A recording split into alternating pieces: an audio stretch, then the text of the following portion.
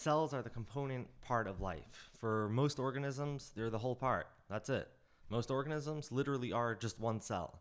But there are plenty of multicellular organisms as well. We're going to look at the two basic forms of cells, and that is the eukaryote and the prokaryote. Here's an image of a eukaryote.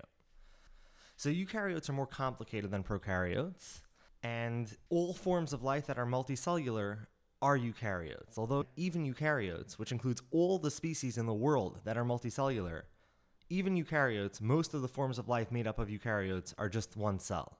The story of the eukaryote begins at its outer wall, that orange part. That outer wall is a lipid bilayer. It's a fatty layer that surrounds the cell, and it gives the cell its outer structure. Nestled inside this wall are proteins that reach inside and outside of the eukaryote, and that could accept new things into the cell, and it could also transport things out as needed. And in fact, this is how viruses fool cells by entering them, by making the protein think that it's something that's needed for the cell.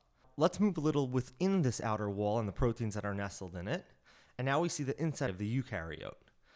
The inside of the eukaryote has many occupants, and each of these occupants are within their own membrane. So at the center, you see the nucleus. That's in its own membrane, and in there is all the genetic material that it needs to copy itself. Then there's the Golgi complex and the endoplasmic reticulum. The Golgi body is what it's called here. And those are both involved in making proteins through chemical synthesis.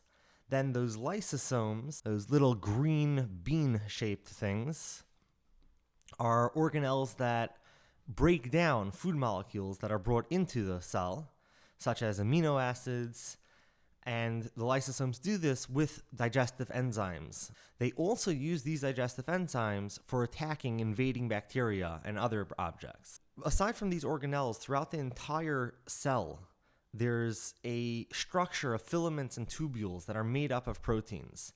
And this is what gives the shell its internal shape, and it helps to move things around the cell. It's called, by some people, the superhighway system of the cell.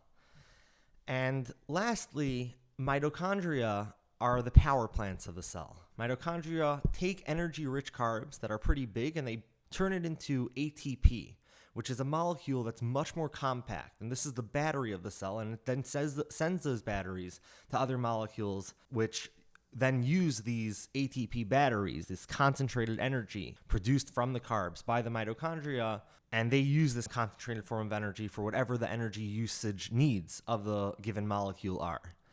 And lastly, for some eukaryotes, specifically plant cells, all plants, the cells that they're made out of, they also have chloroplast.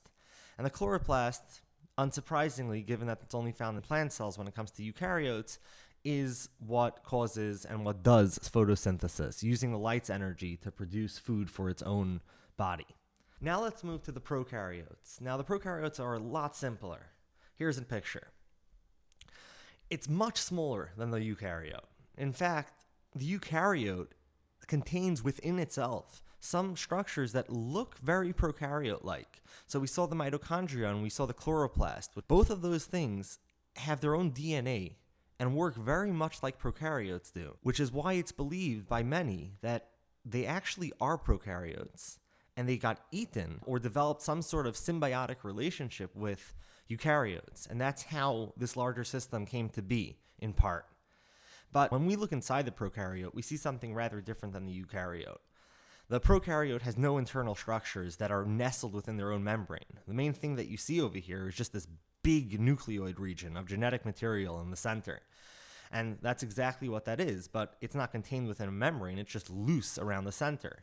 And you could also see plasmids, which are little loops of loose DNA, which can move out on their own. These could become part of other bits of genetic material. They could join the DNA of other bacteria in rather irregular, as far as we're familiar with, form of genetic transfer. And then there are the ribosomes, and eukaryotes have those as well, and ribosomes help synthesize proteins. So at bottom, there are two types of life, and one is much simpler and less complicated than the other, which is less simple and more complicated.